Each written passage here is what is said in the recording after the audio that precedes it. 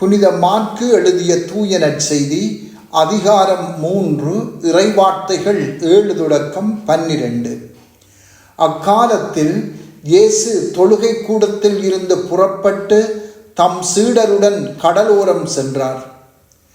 கலிலேயாவில் இருந்து பெருந்திரளான மக்கள் அவரை பின்தொடர்ந்தனர். மேலும் யூதேயா, எருசலேம், இதுமேயா, யோர்தான் அக்கரை பகுதி, தீர், சீதோன் ஆகிய இடங்களில் இருந்தும் பெருந்திரளான மக்கள் அவர் செய்தவற்றையெல்லாம் கேள்வியுற்று அவரிடம் வந்தனர். மக்கள் கூட்டம் தம்மை நெருக்கி விடாதவாறு தமக்காக படகு ஒன்றை முன்னேற்பாடாக வைத்திருக்குமாறு அவர் சீடருக்கு சொன்னார். ஏனெனில் பலரை அவர் குணமாக்கியதால் நோயுற்றோர் அனைவரும் அவரை தொட வேண்டுமென்று வந்து அவர் மீது விழுந்து கொண்டிருந்தனர். தீய ஆவிகளும் அவரை கண்டபோதே அவர் முன் விழுந்து, இறைமகன் நீரே என்று கத்தின. அவரோ தம்மை வெளிப்படுத்த வேண்டாம் என அவற்றிடம் மிக கண்டிப்பாய் சொன்னார். சிந்தனை. பெரும் கூட்டம் ஒன்று வெவ்வேறு இடங்களில் இருந்து இயேசுவிடம் வருவதை காண்கின்றோம். இந்த கூட்டம் இயேசுவின் பால் கொண்டிருந்த ஆர்வத்தை இன்று சிந்திப்பது பொருத்தமாக இருக்கும். இக்கூட்டம் தம்மை நெருக்கி விடாதவாறு தமக்காக ஒரு படகை ஆயத்தமாக வைத்திருக்குமாறு அவர்தம் சீடர்களிடம் கேட்டுக்கொள்கின்றார். பலரை அவர் குணமாக்கியதால் நோயுற்றோர் அனைவரும் அவரை தொட வேண்டுமென்று அவர் மீது விழுந்து கொண்டிருந்தனர். இந்த மக்கள் இயேசுவின் மீதான பக்தியில் ஒரே மனதாகவும் அவர் மீதான ஆர்வத்தில் தீவிரமாகவும் இருந்ததாக நாங்கள் காண்கின்றோம்.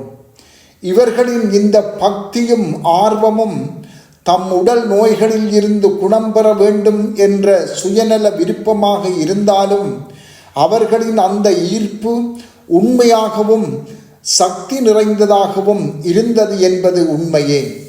இதனால் அவர்கள் தங்கள் முழு கவனத்தையும் இயேசுவில் செலுத்தக்கூடியதாக இருந்தது. மேலும் இயேசு ஒரு படகில் ஏறி தம்மை மக்களிடம் இருந்து சற்று விலக்கி கொண்டமேயும் ஓர் அன்பின் செயலாகவே நோக்க வேண்டும்.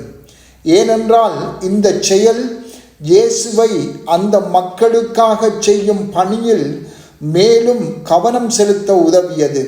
இயேசு அவர்களுள் பலரை குணப்படுத்தி அவர்களுக்கு தமது வல்லமையை வெளிப்படுத்தி இருந்தாலும் அவரது முதன்மையான பணி அவர்களுக்கு கற்பித்து அவர்களை முழுமையான உண்மைக்கு அழைத்துச் செல்வதே ஆகும்.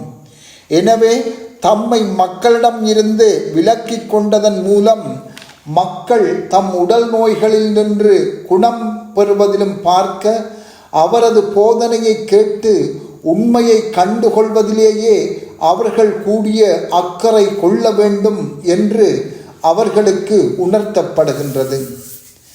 எமது வாழ்விலும் இயேசு மேலோட்டமாக தற்காலிகமாக எம்மிடம் இருந்து தம்மை பிரித்து கொள்வதை உணர்ந்து கொள்ளலாம். ஏனென்றால் நாங்கள் எமது வாழ்வில் மாற்றத்தை ஏற்படுத்த வேண்டும் என்ற அவரது நோக்கத்திற்கு நாம் இசைந்து வாழ வேண்டும் என்பதற்காகவே. சில பல வேளைகளில் அவர் தமது ஆறுதலை எம்மிடம் இருந்து அகற்றி கொண்டு துன்பங்களை நாம் எதிர்கொள்ள அனுமதிப்பார். அப்போது அவருடைய பிரசன்னம் எங்களுக்கு தெளிவாக தெரியாமல் இருக்கலாம். ஆனால் இவ்வாறு நடக்கும்போது நாங்கள் மேலும் மேலும் ஆழமாக இயேசுவிடம் திரும்பி வந்து அவரோடு இணைந்து கொள்வதற்காகவே என்பதை நாம் மறந்துவிடக்கூடாது. அவருடனான ஒன்றிப்பில் நாம் ஒரே மனமுடையவர்களாக இருக்கின்றோமா என்று இன்று சிந்திப்போம். ஆண்டவர் அளிக்கும் உடல் நலனிலும் பார்க்க அவர் கற்பிக்கும் முழுமையான உண்மையை கண்டுகொள்ள வேண்டும் என்பதில் கூடுதலான அக்கறை கொள்ளுகின்றோமா? செபம். ஆண்டவரே, எல்லாவற்றிற்கும் மேலாக எமது வாழ்வை மாற்றியமைக்கும் வல்லமையை கொண்ட இறைவார்த்தையை ஆர்வமாக கேட்க அருள் தாரும். ஆமென்.